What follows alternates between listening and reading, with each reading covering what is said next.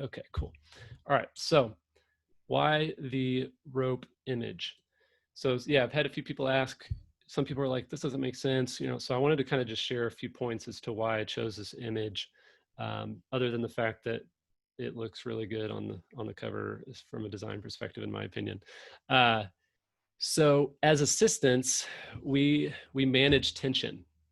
There's always this constant push and pull, and so I liked the rope because it kind of shows like we are the carabiner that kind of maintains that balance in a lot of different ways.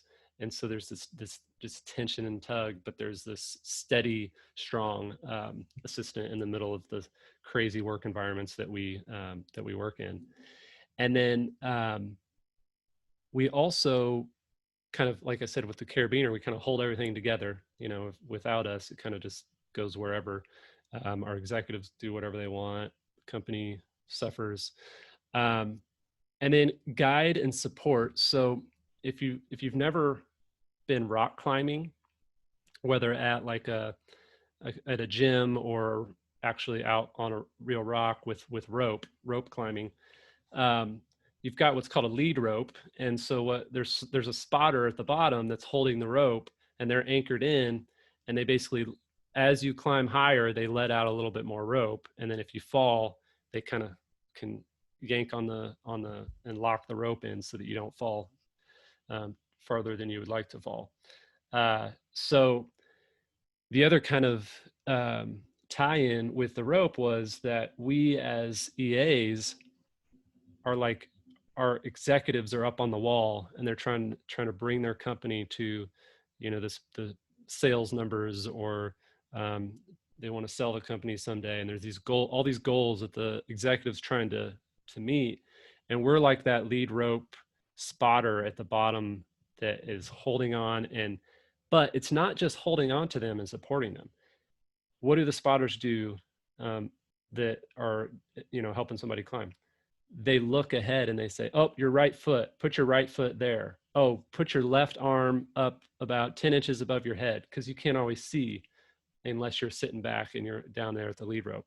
So I loved that tie-in as well, because I think that's what assistants, we're leading, we're guiding them. We're not just supporting them, but we are also supporting them. So we're the eyes to our executive as they try to reach their goals. And then the last one is, there was kind of the prologue. For those of you who have read the prologue, was a story about my brothers and I and my dad hiking on a glacier, a mountain glacier in Colorado. And my brother slipped and fell into a crevasse and disappeared, and we thought he was gone. So it was just this kind of story that I used, that I then tied to my kind of career glacier in the book. And anyway, we didn't have the gear, we didn't have the equipment that we needed on that day and in that trek. And so this was kind of another time where it's like, okay, this is kind of like a climbing rope or a hiking equipment tie-in, where we want to be able to support the executives, but we also need support. We also need the right equipment. So the other guide and support analogy I like is assistant to assistant. So it's not only we're the lead rope helping our executive up the wall, we're an assistant helping another assistant up the wall, or we're trying to reach our career goals. And so that's why I kind of tied that in. So hopefully that makes sense. If anybody asks, that's why I did the rope, and I'm excited for the cover. I had a really great designer team named Erin Tyler. She was great, and very excited about that. All right. So just a quick overview of the book. It's called, the subtitle is 4 Pillars of a Confident, Game-Changing Leader Assistant. And the 4 pillars, I'll just kind of go through the 4 pillars. And just FYI, I hear a couple of background noise. If you could put yourself on mute, if you're not on mute, that would be helpful. So the first pillar, I talk about embodying the characteristics. And so what I kind of learned, the quick version of my story is, I've been an executive assistant for 13 years or so. And after about 9 years, my prior executive got fired. burned out. I burned out. I decided to leave that organization and kind of hit reset. And one of the things that I realized was because people used to say, "Oh man, you're such a good assistant," and "Oh, you're like the rock. You're like the honey badger. You don't care. You just get stuff done." And I was just like, "All right, I'm awesome," you know. And then when I left, I was like, I didn't have any network. I was burned out. I didn't like. I just started realizing meeting. Oh, so then I started meeting other assistants, and I was like, I got a network, and I started realizing that I was like behind. Like I didn't really know what it meant to be a game changing assistant. I just knew meant to be like a solid, you know, good assistant. So what I did in this pillar is I outlined 18 essential characteristics. It's kind of an overwhelming list, but I was trying to be quick with that list and also realistic because I know that assistants require a lot of different things. But then what I did was I zoomed in on the 5 game-changing characteristics, um, and those are the ones that I really feel I was missing a lot of in my last role, and that what kind of makes those leader assistants really stand out from the rest of the pack. So these are the 5 game-changing characteristics: discerning, steady, confident, humble, and future-proof. So I kind of walk through each of these in the book, and just I really feel strongly about if these, you know, we need to embody all of the characteristics, but these are the ones that we can really lean into and really help us become that game-changing EA that our executive and really the world needs. So the second pillar is employ the tactics. So what I didn't want to do is I didn't want to talk about specific tools because the tools always change between jobs. They change every couple of years. There's new tools. So my kind of whole philosophy is that the tools you use don't really matter if the tactics you employ are flawed. And so what I tried to do is I tried to walk through all the different things we deal with: time management, calendars, email, travel, communication, interruptions, goal setting, which Jillian Huffnagel, who I think is on the call, she wrote that chapter, which is awesome. Negotiation, Al Hussein Madhani helped with that chapter. Resume, all these different areas, and I just tried to focus on the tactics. And then you can take those tactics and apply them to whichever tools you use. So that's kind of that's the practical, like hands-on, like here's how I manage my calendar, here's how I manage email, here's how I manage my executives, you know, travel, whatever. So that's the pillar 2. Then we get into the fun stuff, the relationships. So engage in relationships is pillar 3. And this is where I failed. I did not have a network. I literally only knew one assistant outside of my company, and we only had one other assistant inside my company.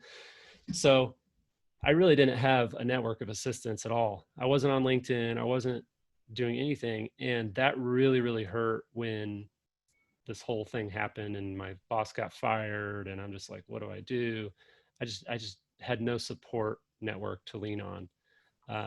So I talk about the importance of growing your assistant network. And then I also talk about the other relationships, like the relationship with your executive. So a lot of you have micromanagers as executives. A lot of you have executives who you've tried to lead, but they're very resistant.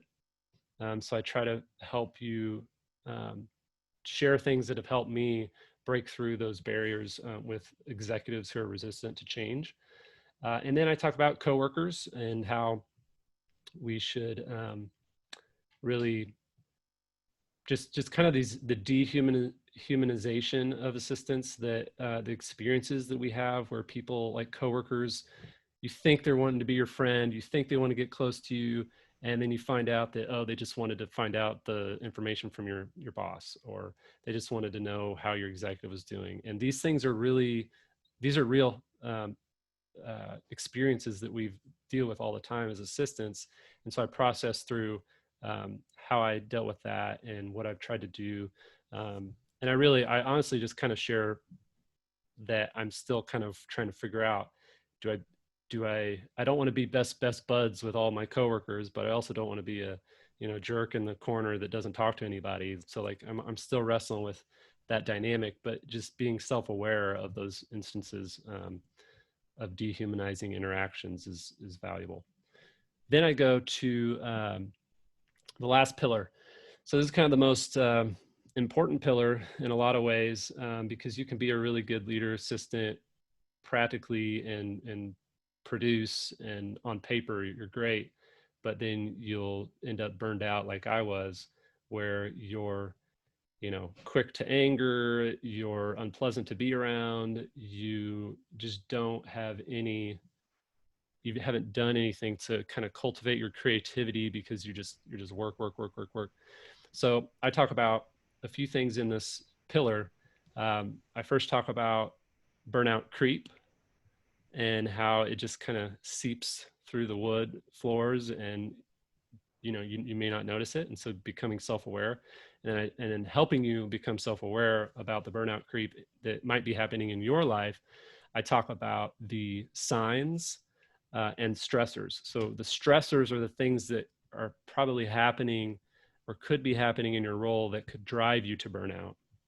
And the signs are like, all right, I'm already on the way, or I'm already burning out. These are the signs that you might be burning out. And then I talk about antidotes. So what helped me kind of come out of that burnout, reset, refresh, get healthier, and what helps me on, at an ongoing basis, avoid burnout. And really, I say avoid, but I'm still trying to train myself to not say avoid, because I used to say that all the time, here's how to avoid burnout. Honestly, I don't think that it's possible to avoid burnout. I think that burnout happens to everyone. It's just a matter of how serious it is. And so what I do think we can do is we can fight against burnout, and we can resist burnout. And so we can limit the damages of burnout. So that's kind of what I talk about in pillar 4. So embody the characteristics, employ the tactics, engage in relationships, exercise self-care. I had a couple people post on LinkedIn saying they sat down and read it in one sitting. I tried to make it, I hired a really good copy editor to just beat the crap out of it and just like delete this, cut this down. I would try to make it a really clear, succinct guide for you all. So I'd love to hear your feedback